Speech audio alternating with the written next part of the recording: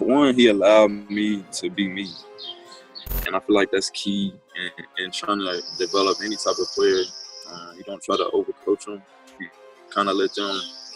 Obviously, you coach them, but you don't overcoach them. He kind of just let me, you know what I'm saying, seeing what I was doing well and told me what I was doing well, but then also seeing the areas of improvement that I needed to improve in, and just kind of that's how, you know what I'm saying, we built our relationship. He kind of adapts based off your personality. A lot of guys can take that, tough love type of coaching style, and if you are like that, he does that. If you need to be coddled a little bit, he can do that. I mean, he's like the perfect players coach. You know what I mean? He will get the best out of you anyway.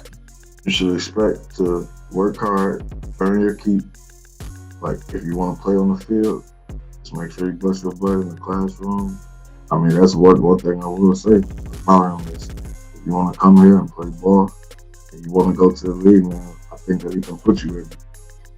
Really desires his players being way better than anybody expects him to be. He really wants every single drop of potential out of his players. So I think that's the best thing to look forward to as a recruit. You got a guy who's big, family orientated, and as soon as you come into that room, you're considered family. And you're a guy who doesn't speak and doesn't like to talk. He's gonna try to speak to you. He's gonna try to get you out of your shell. Whether you're a guy who likes to talk all the time and maybe you might talk too much, he's gonna be like, look, maybe we should just work on the concept of the game and not talking so much. It's just he's like, I would say he's a one glove fits all. I would say that he's adjusting to his players way more than his players have to adjust to him.